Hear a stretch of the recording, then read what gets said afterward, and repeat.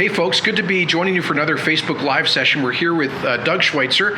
Doug is an MLA from Calgary and is doing a great job as Alberta's Minister of Justice and Solicitor General, which means he's responsible for basically all of the legal aspects of the Alberta government, but also oversees the enforcement of the laws through the police services. And he's got a very full plate of issues. We were just going through some of them. Just earlier today, Doug and I mentioned we've created a new firearms advisory task force to help direct us on how to fight back against the federal gun grab and the overreach on their new firearms regulations. Doug, yesterday you and we also have the new firearms logistics lab that we're bringing into Alberta.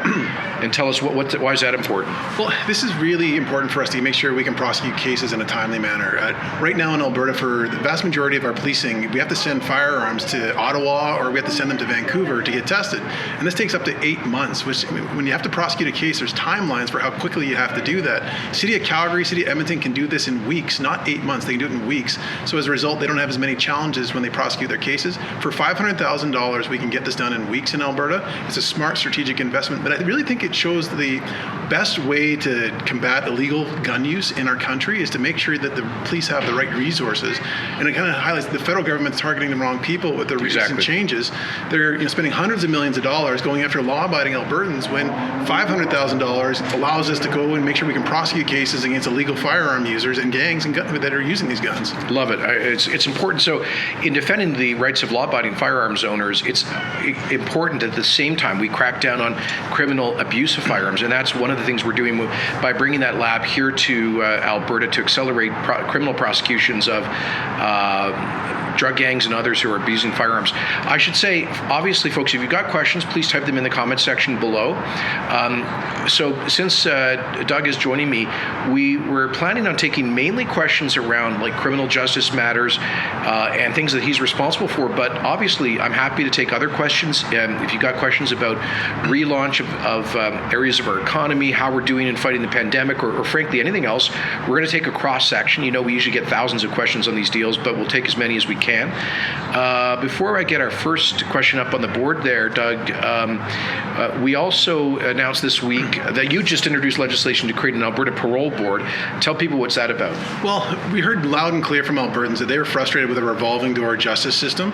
We need to have more made in Alberta justice solutions and less Ottawa in our province. And this allows us to take jurisdiction back from Ottawa, because right now they control the parole board, they appoint the members. This allows us to make sure we can have this in the province of Alberta. We'll make the appointees. We'll make sure we put practical people there that understand what's happening on the ground in Alberta.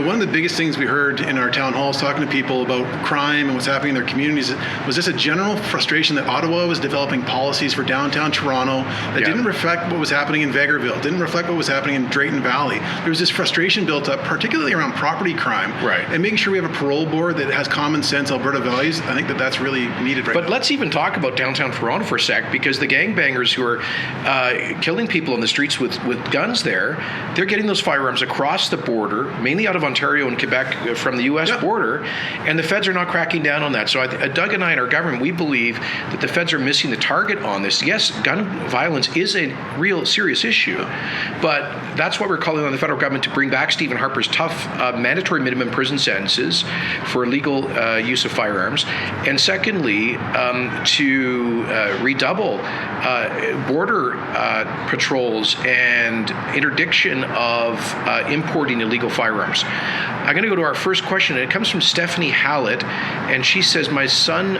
shot his first deer with a gun. That is now on the banned list. I guess the gun is, not the deer. Do we really need to turn it in? This is a heirloom for our family. Take a crack at that one.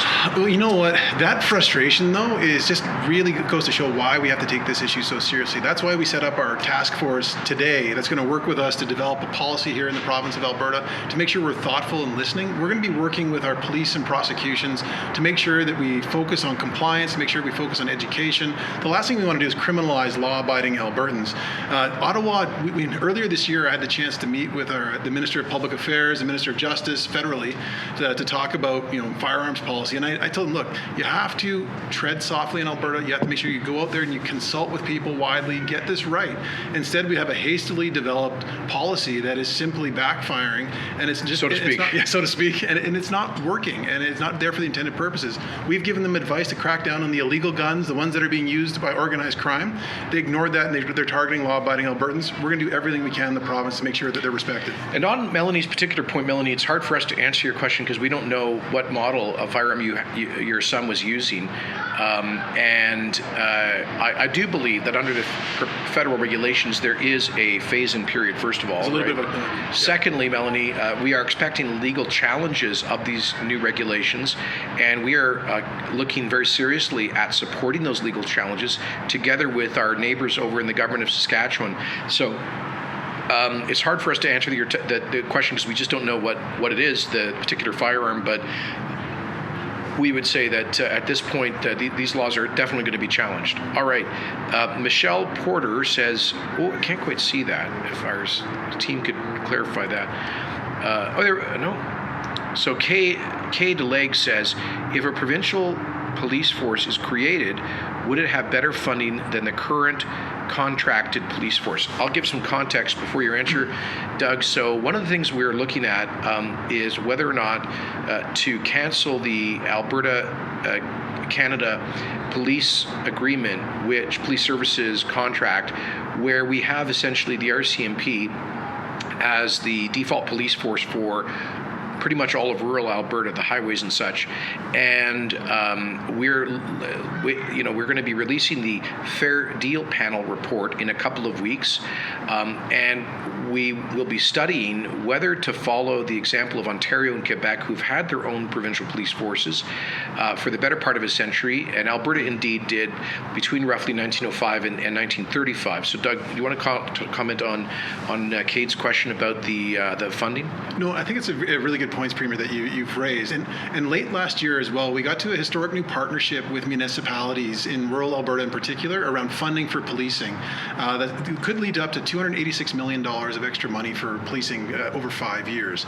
That's under the existing model that we have with the RCMP, but it also would apply equally to a provincial police force. We could take that money and apply it towards a provincial police force. But actually, we're looking forward to seeing them putting forward the Fair Deal Panel's report and having that dialogue with Albertans about the future of a potential provincial police force. If I could say to our team, I can't quite read Michelle's question there. If we could, there we go. Why the mask handout at drive-thrus? Can we not just register online? That's from Michelle Porter. Thanks, Michelle. The answer is simply this. We're doing this because we're trying to come to the most efficient, low-cost, and safest way to distribute upwards of 40 million masks. If we had everybody registering online and we had to mail them all out, we'd have to create a whole other bureaucracy. It would cost us probably tens of millions of dollars to just do that kind of distribution and through registration. And the way we worked it out with the drive-through restaurants is that they're assuming all of the relevant labor and distribution costs. So they're picking up the masks from our warehouses, they're distributing them to their restaurants, they're packaging them up in packages of 4, they're handing them out to people in a way that is safe with distance, and all of that is at zero cost to us. Those restaurants also, once we start this, I think it'll be later this week, many of them are available or open 24 hours, 7 days a week, and 95% of Albertans live within 10 kilometers of one of those fast serve drive-thrus. So we felt that was a super convenient way of doing this. There will be additional distribution, partly through First Nations, municipalities, and charities, as well as we continue to support frontline workers through our emergency management agency with personal protective equipment like non-medical masks. All right, Amy Joyce asks, will we move to stage 2 and 3 early? Amy, the answer is that we are seriously considering moving faster to the stage 2 of our Alberta's relaunch strategy. Doug and I are both on the emergency management cabinet committee. We spent hours talking about this last night, and we're just pending some final decisions. But here's the bottom line. Albertans continue to just do an amazing job fighting the pandemic. I just saw today's numbers, Doug. We were down to, I think, 18 new infections out of 5,000 tests. So we're really getting our testing ramp back up. Yesterday was 13 new cases. We only have about 400 active COVID cases in the province, just over 50 people in hospital, only 5 or 6 of whom are in ICUs, only 1 or 2 ventilators are being used. So we have like 95% capacity available in the healthcare system that is available for COVID patients. For all of those reasons, we believe we can move forward more quickly with phase 2, and we're also looking at bringing forward some of the phase 3 businesses and activities up into phase 2. I would just ask you all to be patient. We'll be making an announcement about this probably on Tuesday of next week. All right, Carmen Andrews says, when will road tests start? Not quite sure which road tests. You know what she might be referring to? I think she's talking about the road testing for driver's licenses. Oh yeah, you're probably up to speed. No, on that. and we actually, Minister of Transportation was talking about that today. He's actively working with the health officials to get those back on. The hard part there is you have to take somebody into a vehicle. Then they're working through the logistics and making sure that they have the right personal protective equipment for the tester to make sure that they're going into a safe environment. So they're working with the health officials. And you know what's kind of painful about this? We were just ready to roll out a strategy with additional money and resources to catch up on the huge backlog that we inherited from the NDP government, because they basically nationalized. They took 100 classic socialism. They decided the private sector couldn't do this, so they had the government take it over, and then they basically ended up with killing dozens of small businesses that were delivering the driver's tests. And then people were working basically government hours, kind of 9 to 5, 5 days a week, which was inconvenient, and a lot of other problems. We ended up with thousands and thousands of people waiting for months in some places for their driver's test. And we were just about to implement a strategy to catch up and eliminate that backlog when the COVID hit. So once we're past the pandemic, a Minister of Transportation, Rick McIver, will be implementing that plan to catch up on the backlog on driver's tests. Karina D says, when can our kids get back out on a baseball diamond?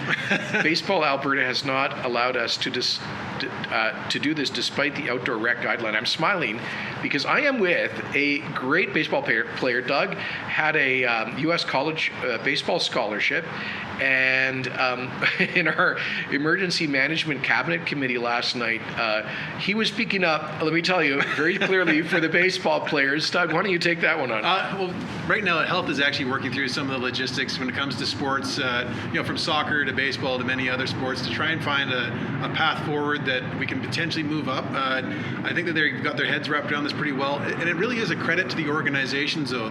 We've had so many different groups reach out to us with ideas, suggestions about how it can be done safely, so we're taking a good hard look at it. Believe me, I want to get kids back out on a ball diamond. I was always told the premier that started, I could throw hard back in the day. I didn't know where it was going, but I could throw hard, so coaches always gave me a shot at playing, so that was where it was at. So what was your pitcher? I was a pitcher, yeah. Okay, so Doug has 2 young daughters, right? Yeah. So are they, like, there's no chance they're going to be signed up on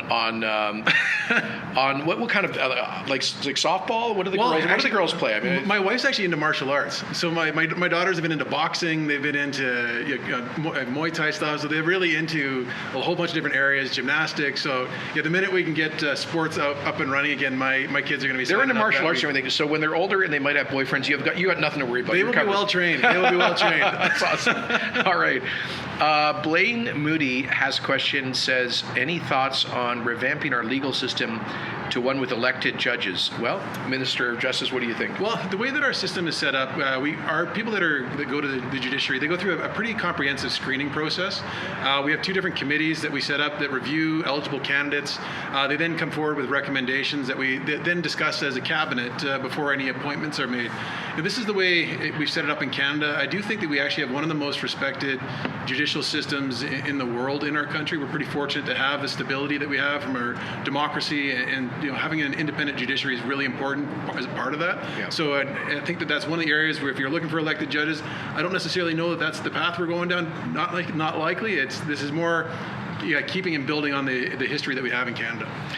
So, J.R. Cox. Hey, J.R., good to hear from you. Would the province entertain using some of the low-use Crown land, like campgrounds, to partner and build more outdoor shooting facilities?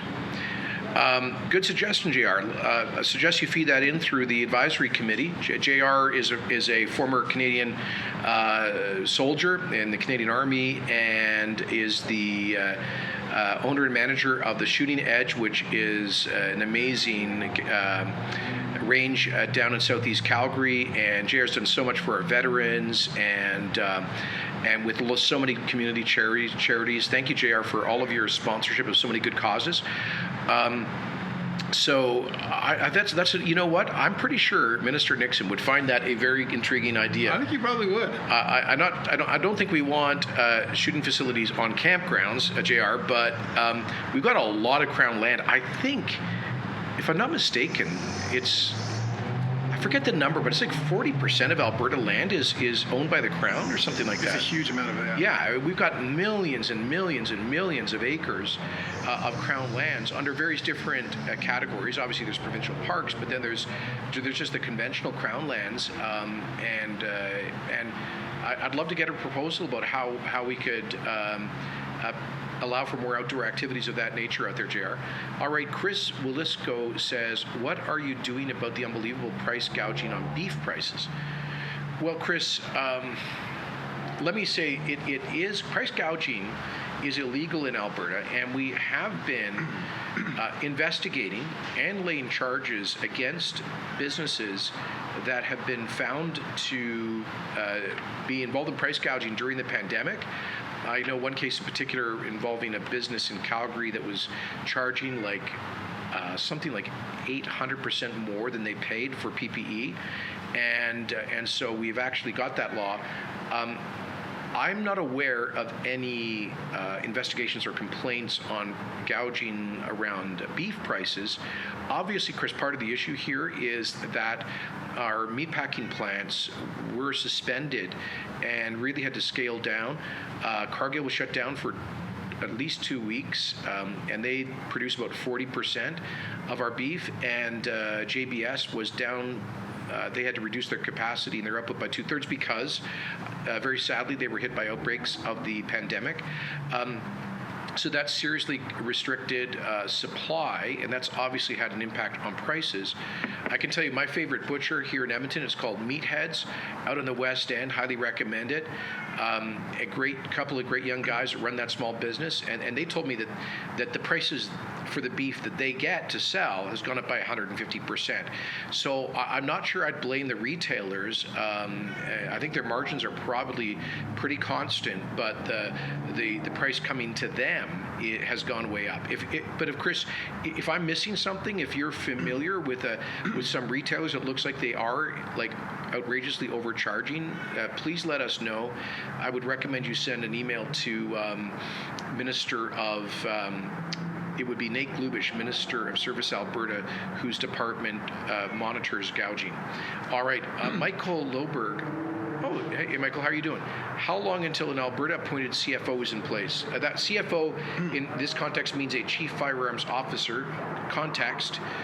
Back in the mid-90s, when Chrétien brought in the Long Gun Registry C69, the government of Canada invited provinces, gave them the power to appoint their own chief firearms officer to oversee the enforcement of the federal firearms law. Back in the day, Premier Ralph decided not to do that because he didn't want to be seen as in any way sort of validating the dumb liberal long arm registry back in that time, 25 years ago. But times have changed, and Doug and I and our government, we believe that, to quote Ronald Reagan, personnel is policy, and that if we have a Albertan who's focused on cracking down on the criminal abuse of firearms rather than the regulatory harassment of law-abiding firearms owners, that will be a big improvement. So, Doug, when do you see that happening? Well, right now we're actually debating a motion in our legislature about the creation of the chief firearms officer in the province of Alberta. I'm pretty sure our MLAs are going to be voting in favor of that motion to get that created. We've heard loud and clear from Albertans that this is the direction that they want us to go. It'll involve a transitional period from the federal government because they are the ones right now that run this office. So we are going to get working on this right away and hope to stand up our own office here at the earliest possible opportunity. Fantastic. And actually, Doug told me earlier today that he's got he's got a letter that is written, ready for his signature as soon as the legislature passes our motion in favor of a CFO. And if you guys are interested in this issue, I mean, if you're super interested, you can go onto the Alberta Ledge. I think it's called Electronic Hansard. It's basically the video service that shows with the debate in the legislature, which is happening right down the hall right now on this issue. I'd ask our team to post a link in the comment section below. So if people want to follow and see what their MLAs are saying about that, they can do it right now. Marie Edwards, why are we still paying a carbon tax? Darn good question, Marie. I want to remind you that our UCP government back in, well, I guess it was May of last year, 12, 13 months ago, as Bill 1 repealed the previous government's carbon tax, and it was immediately eliminated, and Albertans were paying no carbon tax until Jan 1 of this year, when the Trudeau Liberal government imposed on us and other provinces like Saskatchewan a federal carbon tax that they then raised by $10 a ton on July the 1st on Canada Day. So, Marie, the reason is that it's very simple. The feds have done it. The feds used their power to do this. Now, that's the bad news. Here's the good news. Is Doug led a fight at the Alberta courts through what's called a judicial reference at the Alberta Court of Appeal to challenge the constitutionality of that federal carbon tax, and we won. It was about it's all like a blur now. It was earlier this year. February, yeah. In February, we won on a vote of 4-1 at the Alberta Appeal Court. And Doug, tell us where it's going now. Well, I mean, we asked the federal government this exact question. When we won at the Alberta Court of Appeal, we sent a letter to the federal Justice Minister saying, take the carbon tax off of Albertans. It's illegal in the province of Alberta. Our court has weighed in on this, and he refused. The federal government refused to remove the carbon tax. The matter is going to be heard at the Supreme Court, though, now. It's going to be heard this fall. Originally, it was going to be held actually this spring, but with the pandemic, the Supreme Court adjourned the matter to be heard later this year. So hopefully this fall, we'll be making submissions at the Supreme Court and get a final determination. The one thing that I actually find really interesting is that the left said, why are you doing this? This is a waste of money. The courts in Saskatchewan and Ontario weighed in, but the Alberta Court of Appeal heard Albertans. They heard our lawyers, and they sided with us saying that this was nothing more than a federal Trojan horse to impose on Albertans. So I'm glad that our court provided that precedent. I think it's the strongest case that we have on this one, and I hope the Supreme Court listens to us and gets rid of this carbon tax. And I believe Saskatchewan's Court of Appeal was 2-1 in favor. So right? Oh yeah. And Ontario's Court of Appeals also looked at it. They had judges voting on our side. So anyone, to be blunt, our opposition, NDP opposition here, said that we were crazy to challenge this thing. There's no way we could possibly win. Well, guess what? We won slam dunk 4-1 here in Alberta, and the language used by the judges in the majority there was very strong. They called it the federal carbon tax, they quotes, constitutional Trojan horse. So, Marie, thanks for raising the question. We're going to push it hard. Oh, yeah, exactly. All right. Tanya Lawrence says, can you comment on if anything's been decided for schools? What are we anticipating? Thanks, Tanya. Yes, we have announced that we will be moving forward with opening all the schools, K-12, for classroom education in this year, August, September, end of August, early September, depending on the schedule for your local school or school board. And our colleague Minister LaGrange, Minister of Education, will be announcing a whole package of how to ensure the schools can operate safely in the pandemic situation, with like spacing out the desks and support through hand sanitizer and stuff like that. So she's going to be coming forward with that package. We're working closely with the school boards and others to make sure that happens. And I got some criticism earlier, I guess it was last week, Kenney, because I gave a speech where in the Ledge where I talked about how the COVID-19 overwhelmingly affects very much the elderly. The older you get, the more likely you are to unfortunately suffer the consequences of this disease, and the younger you are, effectively, the less likely you are to be affected by it. So most younger people, including kids, might be at some point infected, but they will experience either no symptoms or minimal symptoms. And so, you know, what we've learned over the past 3 months in buying time to limit the spread and push down the curve is precisely this, that we need to focus our efforts on protecting the most vulnerable, who tend to be the most elderly and people with serious pre-existing health conditions and immunodeficiencies. And at the same time, younger people, especially school-age kids, are very resistant to this disease. Not to say that there have been some children who have exhibited symptoms and been affected, but it's an infinitesimal number. It's smaller than is the case for conventional flu influenzas. So we are confident that we can move forward with reopening the schools. And I gave that speech partly to give parents reassurance that their health of their children is not being put at risk by doing so later this year. And Premier, that'll be music to the ears of my wife if she's watching online. We've got 2 kids that are elementary age, and our kids. How's the homeschooling going? You know what? It's challenging. My wife works as well, so we're trying to balance it all. So for all the parents out there, yeah, I get it. It's a challenge to make sure you keep your kids up to speed on what's happening in school. And yeah, our kids are actually looking forward to go back as well. They're missing their friends. They want to get back to kind of some sort of semblance of normal. In the first weeks of the pandemic, I was seeing all these pictures. Doug was locked at home because I think he had symptoms. And did you get tested? Oh, I had a bad flu, but I recovered. But did you get the COVID test? No, I didn't yet. No, you never did. But he self-isolated, and I saw these pictures of him looking just sick as a dog with a beard and everything else. And you were doing the homeschooling. Oh yeah, I was learning math, how to teach the kids. We had art projects every week. It was good for you. It was busy. Well, it's glad to see you back on this job. Anyway. Yeah. Sam Ritter says, "Are you working with Gary Bettman on getting the NHL playoffs in Edmonton?" Yes, I am, Sam. And you know what? Full credit to the Edmonton Oilers. I think Doug may be a Calgary Flames fan. I grew up in Edmonton during the Gretzky heyday. So, but it's kind of like Oilers. Oh, come on, pick a. I can't pick a lane. It's kind of like my youth says Oilers, but living in Calgary for the last decade plus, it's kind of the Flames are growing on you. What a politician. But don't even ask me. But anyway, we're all cheering for the Oilers in this case because they've got Calgary did not make a bid, Edmonton did, and I'll tell you, folks, I've been working very close with the Oilers. I've talked to Bettman. Edmonton has hands down, the best proposal in the whole NHL. I think there's 12 cities that Bettman's considering for the end of the season and the playoffs this summer, and it would roughly go, I think, August, September.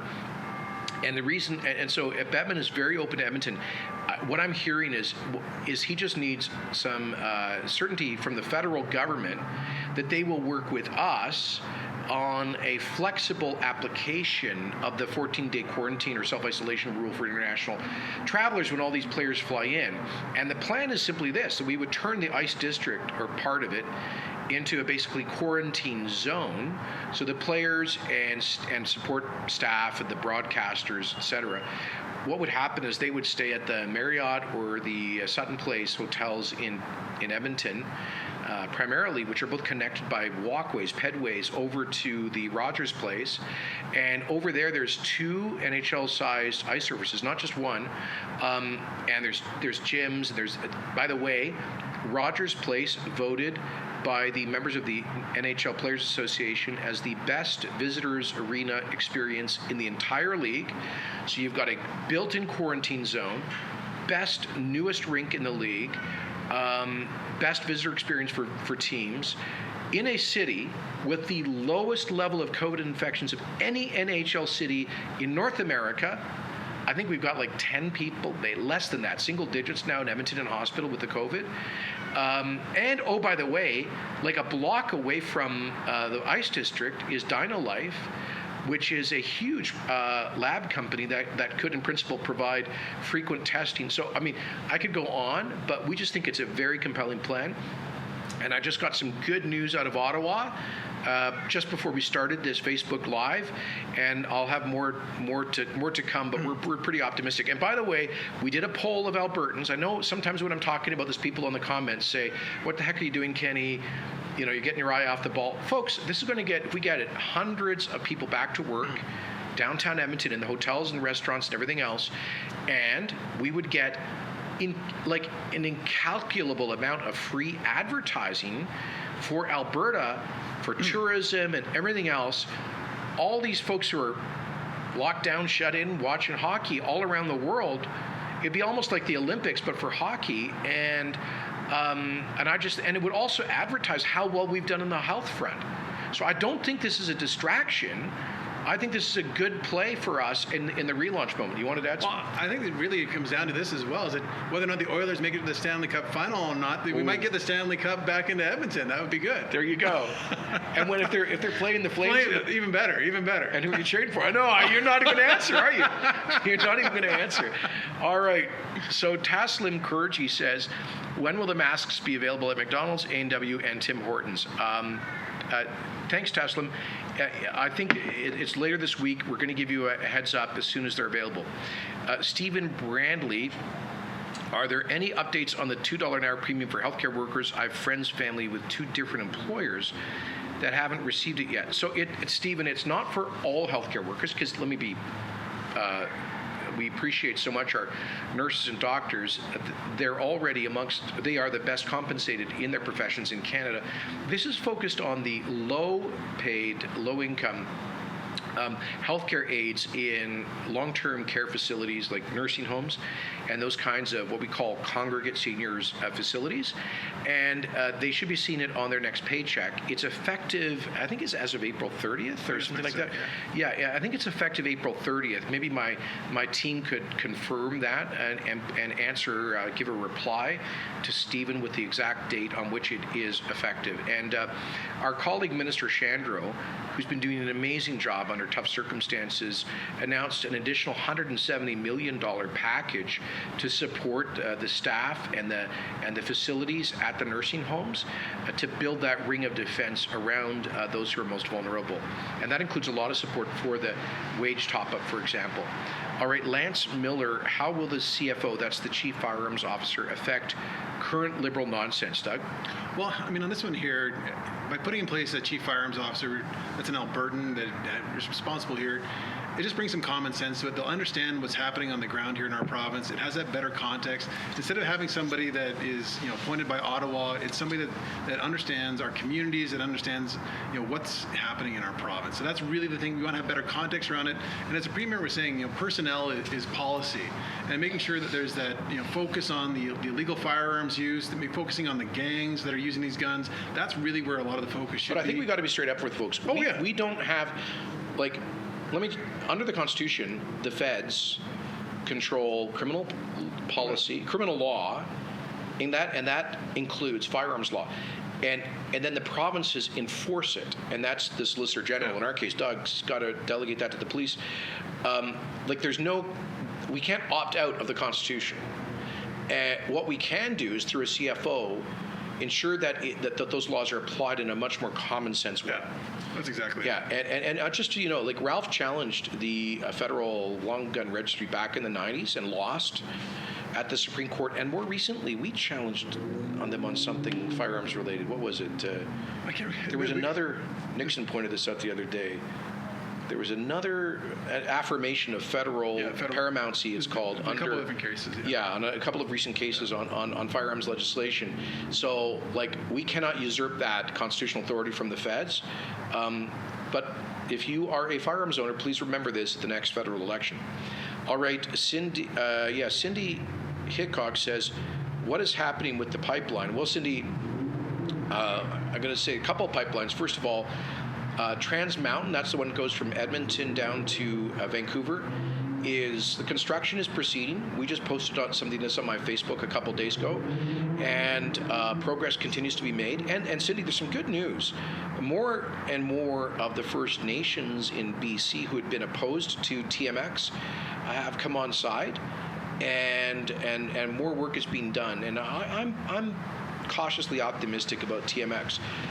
Keystone XL, that's the one that I announced government of Alberta is backing. We announced this about, it's all a blur now, like a couple of months ago. Yeah. And that is, construction started. It's well underway. We have happily built the portion of the pipeline between Canada and the U.S. at the Sask-Montana border, and construction is underway in Alberta, Saskatchewan, Montana, South Dakota, and Nebraska. There's been a partial setback at a U.S. federal court in Montana. Excuse me for 1 second.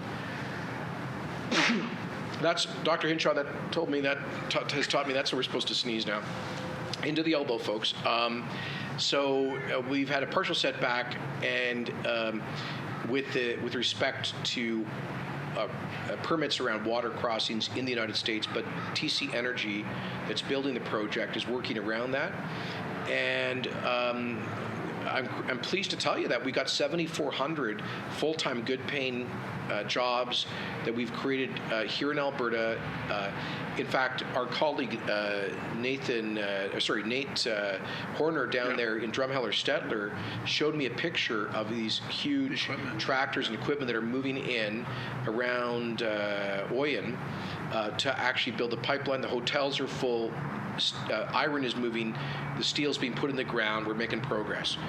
All right, Jeff McDonald, photo radar is nothing more than a cash cow for the government and not a safety measure. BC had to take them down, so why is it still being used here? Very fair question, Jeff.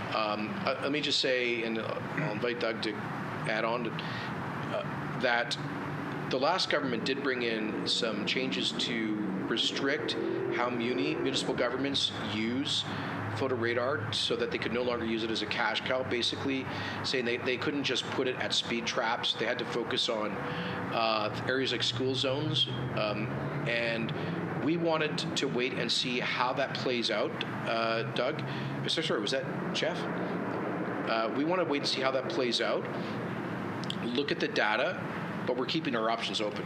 Yeah, and the Minister of Transportation and I announced late last year a review. We're doing that right now to make sure that it truly is being used for safety. The last thing we want is to have some study come out showing that it's fishing holes and just revenue, because it does make up a portion of municipal revenue, and we want to make sure that it's there for public safety. We're reviewing it.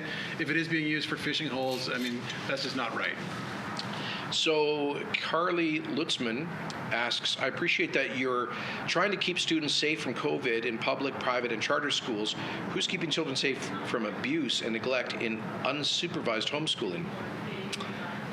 Well, Carly, in terms of abuse and neglect, there are obviously child protection laws, both the federal criminal laws and provincial laws. We have a dedicated minister for children's services, our colleague Rebecca Schultz, who's a mom herself, and her department's full-time job is to ensure the safety of Alberta children, including children in care or children who may have abusive parents. So it's not about homeschooling. I mean, there are parents of kids in all different schooling environments who, obviously a tiny minority of parents who might not treat their children well, and there are laws there to be enforced against that. And do you want to add to that? No, I mean, and also, Carly, if you're aware of any situations where a kid's in harm's way, make sure you let the law enforcement know as well. really want to make sure that we have balance in this and make sure we keep our kids safe. Like that's just key to what we do here as a society. Our kids are precious. We have to make sure that they're safe. And just one other point, Alberta has really led the whole country on increasing support for folks facing mental health challenges, and kids do sometimes as well. And we put some more money into the Kids Helpline, so if children are facing abuse or unique challenges, they can call that and ask for help, because kids, obviously, they don't know how to reach out to get legal assistance, but the Kids Helpline is there, and I just ask that our team put that in the comment section. All right, Faye Elford, why are protests over 50 people allowed? That's a very good question, Faye. So it's something we've been grappling with. We, as a government, as Canadians, believe in the rightful, constitutionally protected freedom of speech and freedom of assembly, which is often expressed as a freedom of protest. At the same time, as you know, through our public health orders, we have limited gatherings outdoors to no more than 50 people to limit the spread of the pandemic, because we don't want super spreader events bringing this virus back just when we're winning the battle against it. And so I just let me make 2 points. First of all, if people feel strongly about a hot issue right now, an important issue, there's lots of ways they can show that without getting together with hundreds or thousands of other people. They can send us as elected folks emails, phone calls, social media messages. They can get together and express themselves collectively online. They can get together in groups of 50 outdoors, as long as they're socially distanced. So I would encourage people to pursue those avenues of protest first. Secondly, we acknowledge that, to quote Dr. Hinshaw, we're not going to enforce our way out of the pandemic. And so if hundreds of people decide to show up in a particular gathering, it's not realistic that the police are going to arrest everybody, and that would trigger all sorts of constitutional issues. This is not an easy question. I would just plead with folks. If you've got a strongly held view about a very important issue, good for you. But it really, right now, we don't need to take the risk of super spreader events. But if you're insistent on going out with other people to make a point in some kind of a protest, we ask you, please, on behalf of the Chief Medical Officer of Health and vulnerable Albertans, please stay at least 6 feet apart from other people. Doug and I are socially distanced here, and wear a face covering. Do you want to add to that at all? Yeah, and a lot of these things happen organically. You may not know how many people are going to come to the event. Again, and we really do trust the police and the law enforcement on the ground to help make sure they enforce these different rules that are out there. Again, as the Premier said, there's lots of ways to express your voice. We want to make sure that people are healthy and safe. Again, sometimes you see things online, you want to go join people, but then all of a sudden more people than 50 show up. But you're just asking people to use their judgment, use sound judgment, and two, as well as what we're looking at for potentially phase 2 and phase 3 is actually larger groups outside so that they can come together for things if they want to do a protest or whatever it may be outdoors as well. Exactly. All right, thanks, Faye. Tracy Keith asks, do you have an idea of when outdoor gatherings may be increased to more than 50? Is it part of stage 2 or 3? Well, that's exactly what Doug was just talking about. I anticipate, Tracy, there will be an increase in stage 2.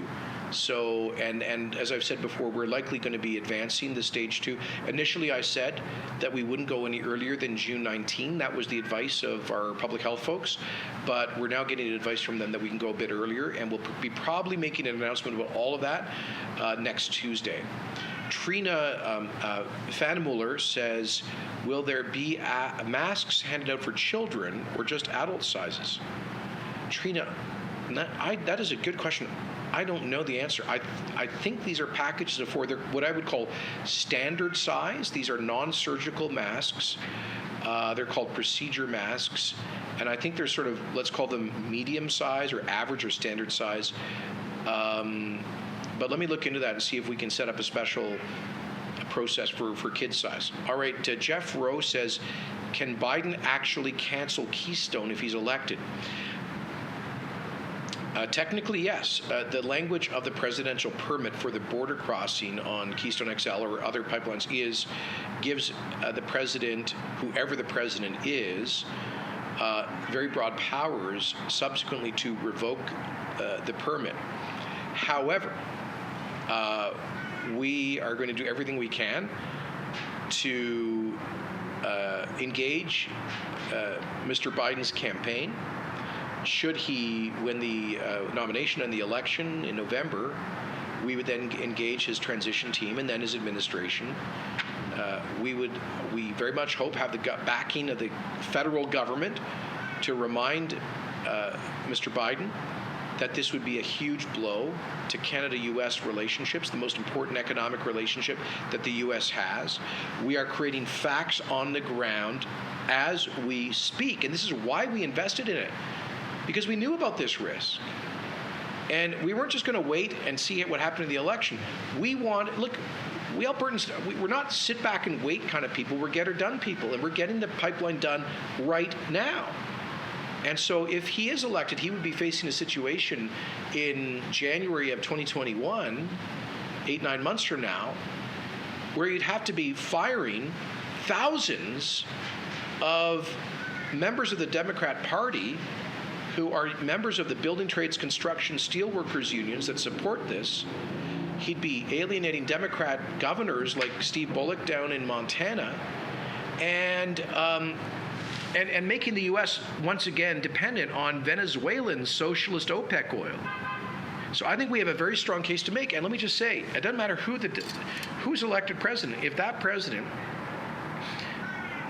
subsequently revokes the presidential permit for a border crossing that is already underground as a result of our investment, if they do that, we will use every legal means at our disposal to protect our interests and our investment. And I know that TC Energy will do so as well. All right, Bo Bliss says, based on your new announcement for Alberta creating its own parole board, I was wondering if any new funding will be provided to treatment for individuals on parole in rural Alberta. I'm not sure what Bo means about treatment. If you mean like addiction treatment, the answer is yes. The single largest new investment that our government has made until we hit the COVID was in this area of addiction treatment, because we've had an addiction crisis. And obviously that is connected to the rural crime crisis. Doug, you've heard a lot about that. So we've surged $140 million into helping to create 4,000 additional addiction treatment spaces in the system. And then during the COVID, we've added another $53 million for mental health, and some of that will go to addiction treatment. So whether people are on parole or not, there will be much shorter wait lists and ease and faster access to mental health and addiction treatment. Do you want to add on that? What to build on that is that we've had some really successful programs that were actually initiated by our courts through things called drug treatment courts. And it was one of our campaign commitments to fund drug treatment courts across Alberta. So we actually announced, before the pandemic hit, a couple of weeks before, we announced the establishment of a drug treatment court for the city of Lethbridge. We're looking as well at other kind of mid-sized centers. You may or may not be doing something in Medicine Hat shortly. Right? I might be in Medicine Hat here in the coming weeks to make a further announcement. So we're looking at these mid-sized centers as well as kind of hubs. We're blessed with geography where our mid-sized centers are pretty equally spread out in our province to kind of leverage their position to kind of be places for people that are addicts that are struggling but want to deal with their addictions, that are right now rounding through our court system, give them that opportunity to recover. And just simply doing what we're doing right now, they don't have that chance to recover. But if we give them the ability with a court-supervised process where they have to look a judge in the eye every time they come every week on their progress, it has amazing results where the vast majority of them never repeat again if they graduate. So Doug and I are both obviously tough on crime conservatives, but we are also smart on crime conservatives. Yeah. And that's why we are supporting the expansion of the alternative sentencing through drug treatment courts. And that was, as Doug says, in our platform. And basically it means that if, let's say, somebody's gotten trapped in addiction and they've gone out and stole something to feed their addiction, and they come before a provincial court judge on that charge, we are giving them, depending on the circumstances, an opportunity to elect to go into a drug court where the judge can consider the whole circumstances and say, look, this is a first offense, it was nonviolent, this person has a good heart, they want to get well, they want to get healthy, they want to get out of the addiction, so they don't keep stealing to feed their drug addiction. And that judge can then sentence them in principle to treatment as opposed to prison. And the success rate on this stuff is actually pretty good. Well, it's huge. It's 75-80% never reoffend again if they graduate.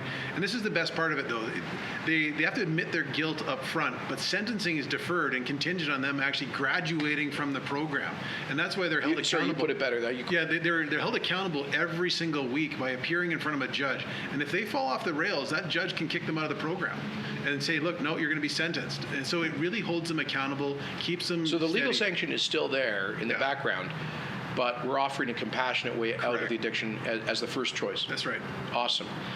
Okay, Suchita Prasad says, is the law courts open? If not yet, when are they opening? You know what? We actually, because of the pandemic, we scaled back dramatically. We work regularly with our chief justices and our courts on our program. So we scaled back to make sure that we reduce those interactions in consultation with health to make sure we had those right protocols.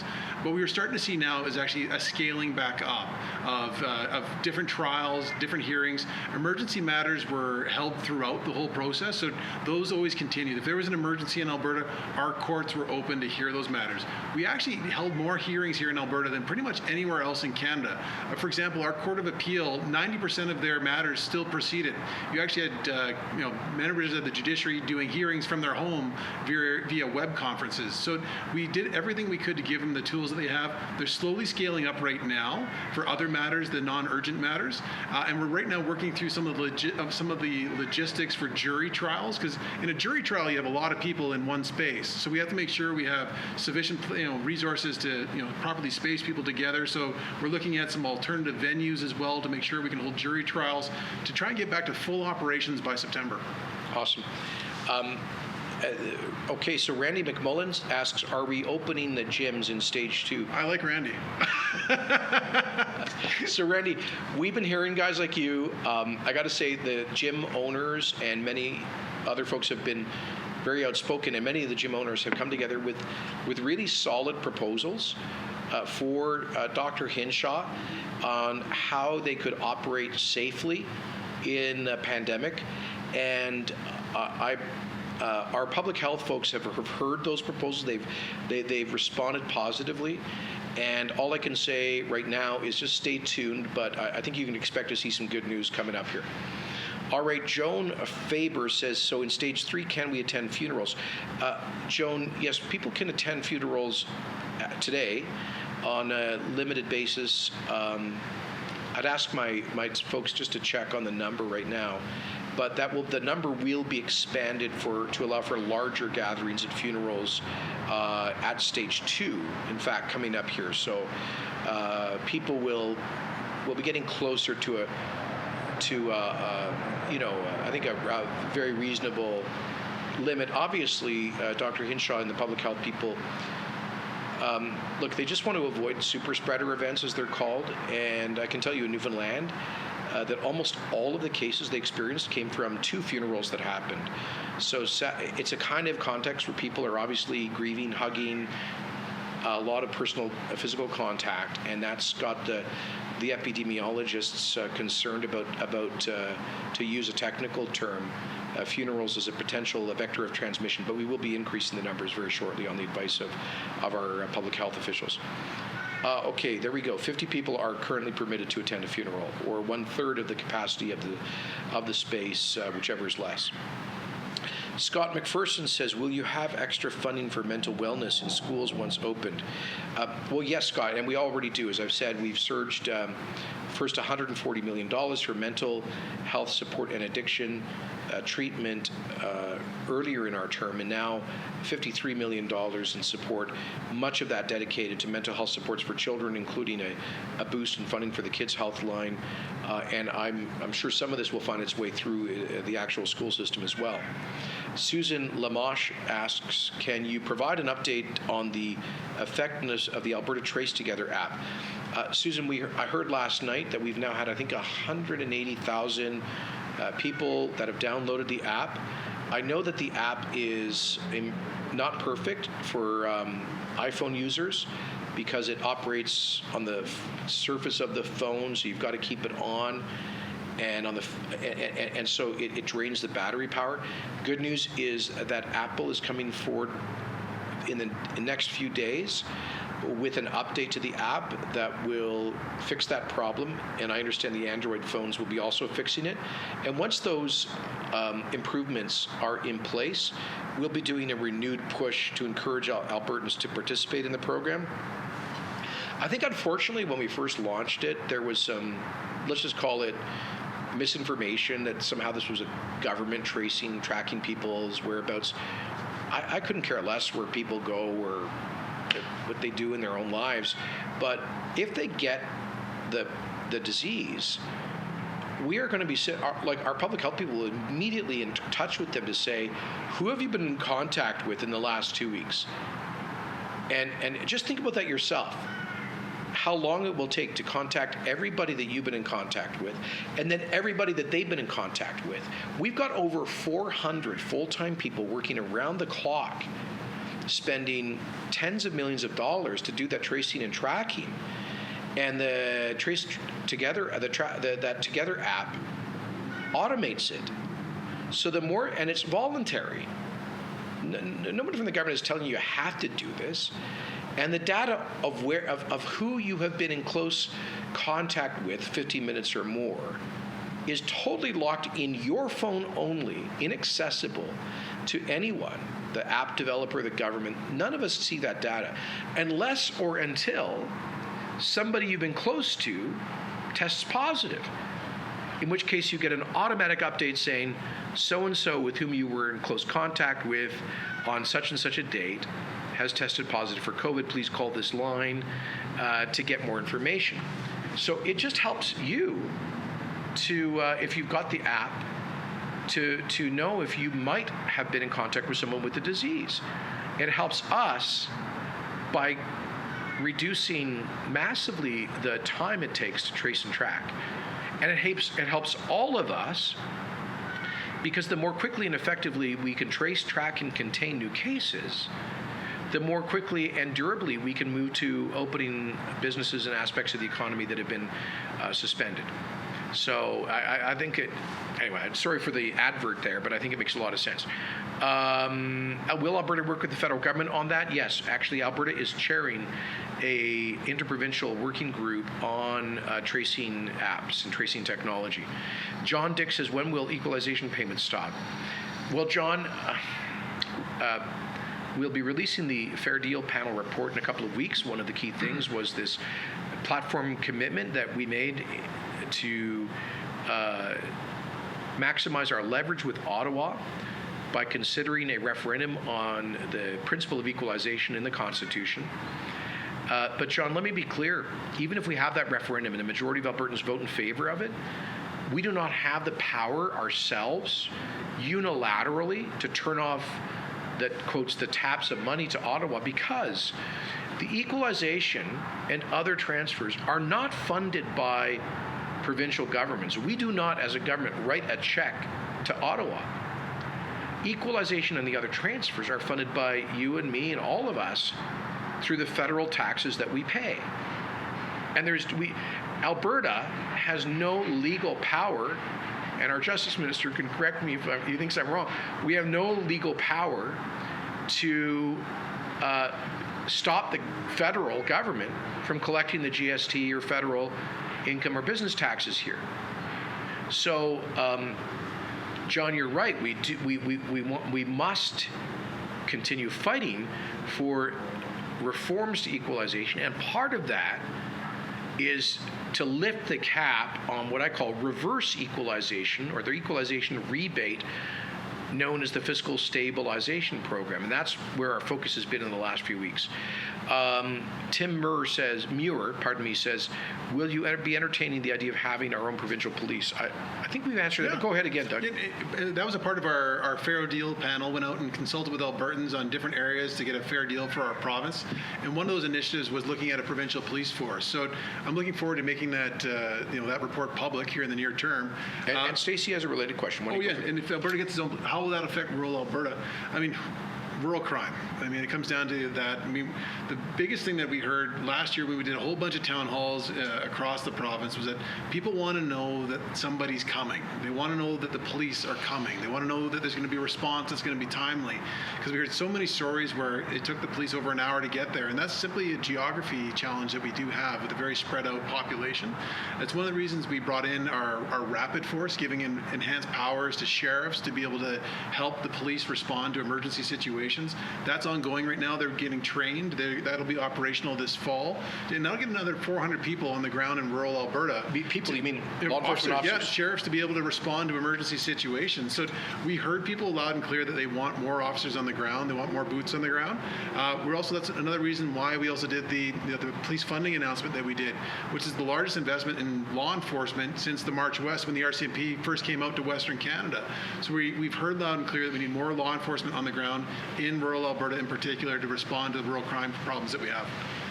All right, so Laura Tapley says, are masks mandatory in Alberta, and where can I find the safety studies showing they are safe and effective? Laura, first question is, no, they are not mandatory in Alberta.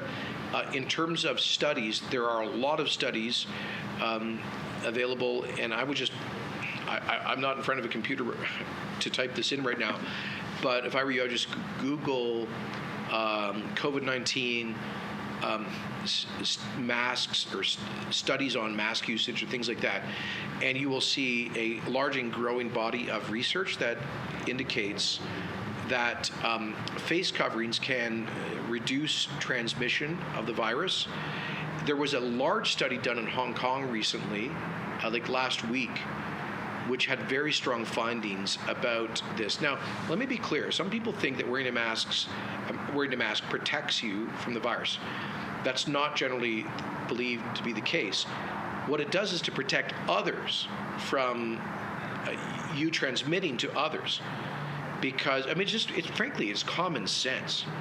This is a disease that's primarily transmitted by what are called droplets or aerosols coming from your mouth or nose. So if you go into a grocery store, bus, or LRT or something like that, and you're wearing a mask, obviously you're less likely to transmit droplets or aerosols to others. And again, I would look up that. I think the most compelling evidence of this, and the reason I became a pro-mask, not mandatory, but voluntary mask usage, is when you look at those countries that have been most successful in combating this pandemic without shutting down businesses and schools, they are overwhelmingly Asian countries with very, very widespread mask usage, like Taiwan, South Korea, Singapore, China itself, and Japan and others. And they're more habituated to this. Now, they tend to have much more density where they live and work, obviously, larger populations in smaller areas, where mask usage is more useful because social distancing is less of an option. But from day one, I've believed that we need to learn from the success of, like, Taiwan. 23 million people. I think they've only had 400 cases of COVID and, like, 5 deaths or less. And so one of the things that's unique about Taiwan is widespread use of masks. And on your particular question, are there studies to prove that they're safe? Obviously, it depends on the mask, but the 40 million non-surgical masks that we are distributing have been tested and approved for safe usage. All right, Cherry Harris Marr says, are you still suggesting that people who can work at home should do so? Well, Cherry, we've moved from saying stay at home to stay safe. And as long as you take precautions in your workplace, that physical distancing, frequent washing of your hands, or use of hand sanitizer, in crowded areas using a face covering, sneezing or coughing or blowing your nose into like a Kleenex or into your elbow, and then washing your hands, all of that stuff. You follow those protocols. We think it's safe to operate in the vast majority of workplaces. If you're in a workplace where you're really close to people, they've got to take other special precautions, including using personal protective equipment. But bottom line, Sherry, is yes, people should feel confident being able to go back to their workplaces as long as they take all of the reasonable precautions and follow public health guidelines. Dave Paliwada says, will the sheriffs be enforcing crowd size and social distancing rules for the Friday protest? I think we're expecting some large protests on what's happening in the U.S. Doug? I think the main thrust here, and we work closely with our law enforcement. We can't tell them and direct them on what to do on the ground, specifically as it relates to a specific case, but use common sense. We're encouraging people as well, make sure that they maintain physical distancing throughout. A lot of these things are organic. Sometimes people say, we're going to have 1,000 people and 10 people show up. We're encouraging people, use common sense, maintain physical distancing. The sheriffs can be there to help inform people as to what they should be doing. And I saw Verna saying she appreciates the relaxed and open conversation. So do I. I got to tell you, Doug and I, we are so busy, we hardly get a chance just to sit down. Time. Yeah. And we're doing this out on the patio in the Ledge building. Or what do you call this? A terrace, patio, deck, balcony, manager. And yeah, it is nice. Beautiful day out here. And I think we're going to do more like this. Actually, I think this is a great format. I'm going to do more with ministers in our government and maybe some of our MLAs and great conversational formats, a little better than just me talking to the camera for an hour. Well, and it's fun too. And it gives us a sense, because normally I love to door knock and go out there and talk to people as to what's happening on the ground. This gives us a real opportunity to answer questions and 100%. See what people are thinking. 100%.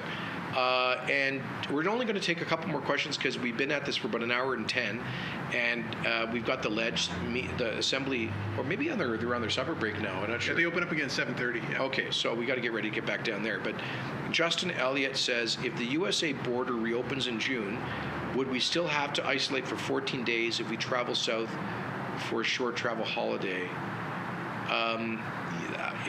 The answer is that, Justin, the U.S.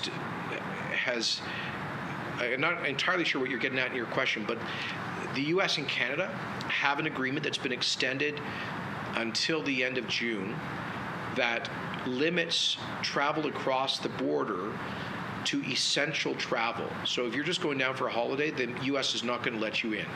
That's just how it is, and vice versa. Now, I do hope and expect that will be relaxed this summer. And in the meantime, that you still got to self-isolate if you're traveling one way or another. You go from here to Phoenix, you've got to stay at home there for 14 days. If you go from Phoenix to Calgary, you got to self-isolate for 14 days. Those are the rules everywhere. Okay, we're being told we should wrap now, so I think we plowed through, 30, 40 questions. It was good. I think so, yeah. Yeah, thank you folks for your really good questions. Unfortunately, there's hundreds we couldn't get to, but I tried to respond to some of those in writing later on. Thank you very much, and just want to say I'm so proud of Albertans for how they've shown that personal ethic of responsibility and care for others over the past 10, 12 weeks. I'm just going to close with this. I saw Joe Scow, our awesome MLA from Cardston, Tabor Warner, and our deputy whip, Doug's grabbing the door wind there. It's kicking up. Doug sent me this email. Now, a lot of you may have heard this article from Bloomberg News. A lot of you will have heard about the, quotes, Swedish model on the pandemic. How about Sweden supposedly had no rules against public health measures? It's not actually true. They limited gatherings to 50 people. They shut down the high schools. They shut down bars, and they advised people to work from home. And so Sweden's had a number of measures, but they were much lighter measures than elsewhere in the world. It was kind of an experiment. And a lot of people have said to me on these Facebooks that, you guys, you've gone overboard. You should be more like Sweden. Problem is, Sweden has had way more deaths than comparable countries. I mean, they've had 43 deaths per 100,000 people versus 19 per 100,000 in Canada, or 32 per 100,000 people in the U.S., for example. And they've had way, way, way more than their neighboring countries of Norway, Finland, and Denmark. But why do I mention this now? Because this article just appeared. Top epidemiologist admits he got Sweden's COVID-19 strategy wrong.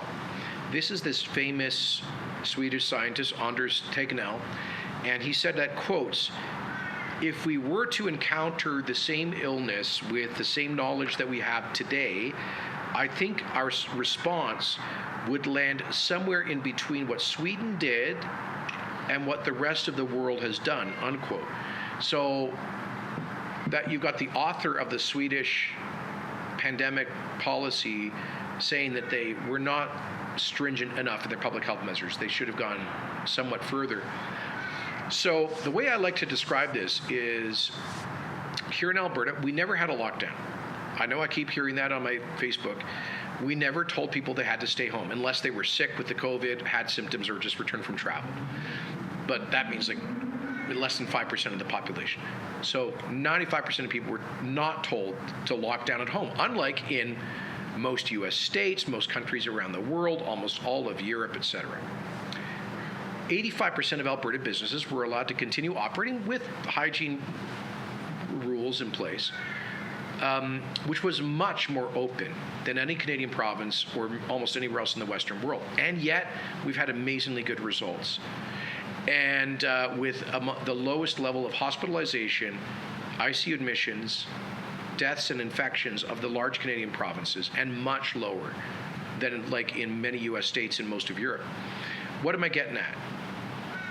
Well, if the way I like to describe it is this: every country on earth has taken extraordinary steps to preserve lives, to prevent their healthcare systems from being overwhelmed, to limit the spread, including Sweden, but on a range of stringency. And let's say Sweden has been the least stringent. Let's call that a 1 out of 10 on stringency. Let's say that Italy or New York or Britain or India have been they've been like 8, 9s, or 10s on that spectrum. So on that spectrum, Alberta, I figure, has been about a 3 on a scale of 10. And you could argue maybe we should have been a 4, maybe we should have been a 2. But here's the point. The guy in Sweden who designed their policy says Sweden should have been closer between where it was and the rest of the world. Do you know where that is? That's Alberta. The author of the Swedish so-called experiment says they did not go far enough in health measures. I think he's also implying some countries went too far in the balance of economic and social interests, other health challenges people face. So I guess that's a long-winded way of saying I think we found something like the Goldilocks solution, not too hot, not too cold, but just about right. And that happened for only one reason. Nothing that us as political folks did. It's because Albertans don't need the government to micromanage their lives. Albertans believe in personal responsibility and caring for others. And I've never seen a better example of that than how they've responded to this pandemic. Yeah. So thank you, everyone. And by the way, stay tuned for an important announcement early next week on the accelerating the relaunch strategy. Now, Doug, you're a busy beaver. You got another one tomorrow. What's it on? Oh, well, we're doing another one tomorrow. Don't want to preempt it too much, Premier, but another justice transformation initiative that we're working on here in the province of Alberta. Okay. All right. Good luck with that, and thank you very much, everyone.